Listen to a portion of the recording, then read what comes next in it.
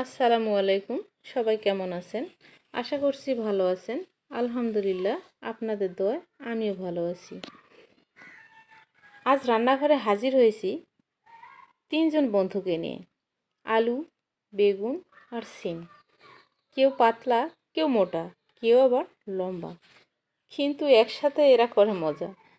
এমন যেন স্কুলের ৩ জন দুষ্টু বন্ধু মিলে খেলছে। আর রান্নার হাঁড়ি তাদের মাঠ। চলুন দেখি এই দুষ্টু ৩ জন মিলে কি সুন্দর স্বাদ তৈরি করে। অবশ্যই ভিডিওটি একটি লাইক দিয়ে শুরু করবেন। চলুন দেখি আজকের ভিডিও। তো প্রথমে আমরা নিয়েছি আলু, বেগুন আর সিম। তারপরে সুন্দর করে ধুয়ে নিয়েছি। তারপরে দিয়ে দিচ্ছি কড়াইয়ে তেল। তেলটা একটু গরম হয়ে গেলে আমরা পেঁয়াজ কুচি দিয়ে দিব। পেঁয়াজ কুচি দিয়ে দিয়েছি, সুন্দর করে নাড়াচাড়া করব। পেঁয়াজটা আমাদের একটু লাল হয়ে আসলে আমরা আলু বেগুন দিয়ে দিব। দিয়ে হালকা করে এরকম করে একটু নেড়ে নিব যেন মিক্সড হয় পেঁয়াজের সাথে। এ তো দেওয়ার পর আমরা রসুন বাটা দিয়েছি, তারপর দিয়েছি আদা বাটা, তারপর দিয়েছি গুঁড়ো ঝাল,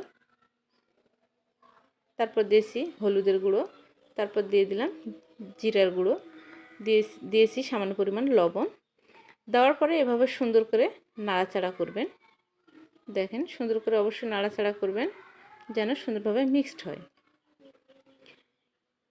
এই তো কত সুন্দর আমার মিক্সড হয়ে গেছে। এখন আমরা ভাজির জন্য পানি দিয়ে দেব। অবশ্যই সামান্য কিছু পানি দেবেন, মানে আলু সিমটা সেদ্ধ হওয়ার মতো পানি দিতে হবে। এই তো পানি দিয়ে ঢেকে দিয়েছি। ঢেকে দেওয়ার পর অবশ্যই 10-15 থেকে 17 বা 18 মিনিট পর আমরা ঢাকনাটা খুলে দেখতেছি আমার পানি কিন্তু শুকিয়ে গেছে, আর একটু একটু করে পানি নিচে আছে। তো এভাবে আমরা একটু নাড়াচাড়া করব। এই যে দেখেন নাড়াচাড়া করতে করতে কিন্তু আমার পানি চলে গেছে এবং একটুও পানি নেই। ভাজিটা কত সুন্দর হয়ে গেছে। ভাজি শেষ, থালায় রঙের মেলা, আলু বেগুন সিম মিলে স্বাদ যেন খুঁজে নাই খেলা। আর এক সিমটি ভালোবাসা, এক মুঠো সুখ, এই রান্নায় লুকিয়ে আছে সংসারের সুখ। এই তো আমাদের রান্না শেষ, আমরা এখন নামিয়ে নিচ্ছি। দেন কত সুন্দর কালার চলে আসছে। তো বন্ধুরা, এভাবেই হলো আজকের সাদামাটা আর স্বাদে ভরা ভরপুর রান্না।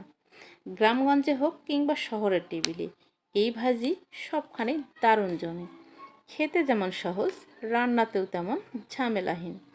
ভিডিওটি আপনাদের ভালো লেগে থাকলে লাইক, কমেন্ট আর সাবস্ক্রাইব দিয়ে পাশে থাকবেন। আরও এরকম নিত্য নতুন ভিডিও নিয়ে আপনাদের মাঝে হাজির হব ইনশাল্লাহ। ততক্ষণ সবাই ভালো থাকবেন, সুস্থ থাকবেন, আমার জন্য দোয়া করবেন। আল্লাহ হাফেজ।